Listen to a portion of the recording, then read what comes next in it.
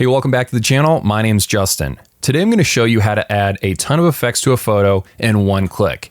If you're like me and you're doing videos where you have a talking head bit and then you need to fly in a bunch of elements like this, you know that you don't want to just do a hard cut every single time. Sometimes you want to make it fancy. So you end up going over here to your effects tab and you drag in a drop shadow.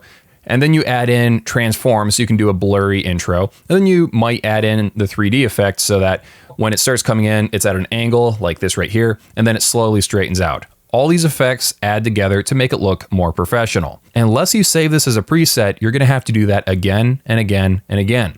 So here's how to save your work and just apply this to any photo or video that you want.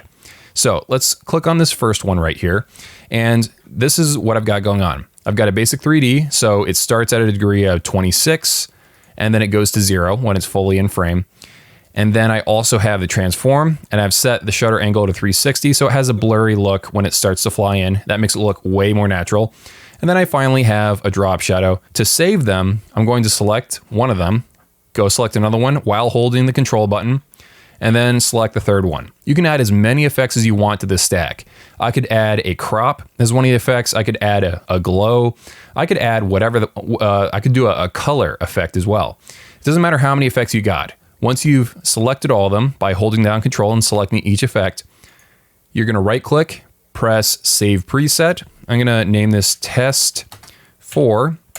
And now you have all these effects just as one effect in your preset bin in your effects tab. So go to presets, click on that. Now it will show up as whatever you named it. So here's a blank photo that I've got, and it's just cutting in. Now let's drag on test 4. And that's without doing any extra work. It's not perfect yet because we haven't adjusted it for this photo. I'm gonna lengthen it out a little bit. I'm gonna go over here to the starting point of transform, and I'm just gonna make sure it starts from out of frame. And now it's like perfect.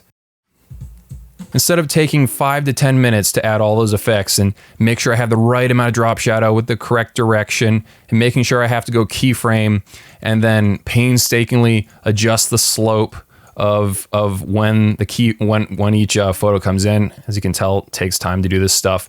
And then looking at it and saying, oh no, it doesn't look quite right, and then going back. All I have to do is save all those effects and then drag the preset onto the next thing. All right?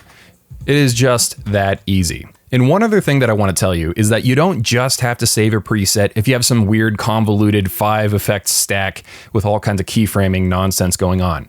I found that it's also very helpful to create a preset just for simple things like a drop shadow.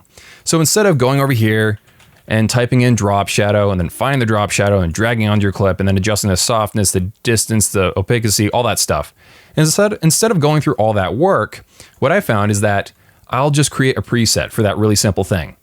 I don't have to search for it. I just go to presets.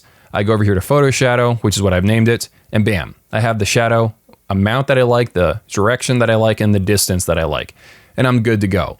That saves me time. Even though it's just one effect, it's right there. It's basically pinned to the top of my effects. I also have other things like a 3D logo spin that I have right here. I might adjust how long it takes, but I really don't have to do much more than that. Again, I'm just making an effect for one thing.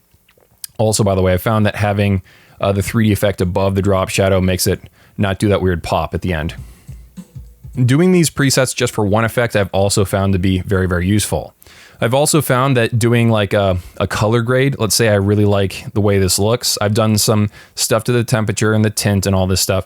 I can save that as what I've saved it as, just in color 2. So now I don't have to do a color grade for every single video if I have an identical lighting setup and my camera is set up in the same place. I just save the color thing and it ends up in my presets. I'm also gonna make a video about how to save your skin tones if you get in a situation where your skin tones look like trash and you need to just fix, not the whole image, but just the skin color. I'll also make a video about that too. I'll see you guys in a few.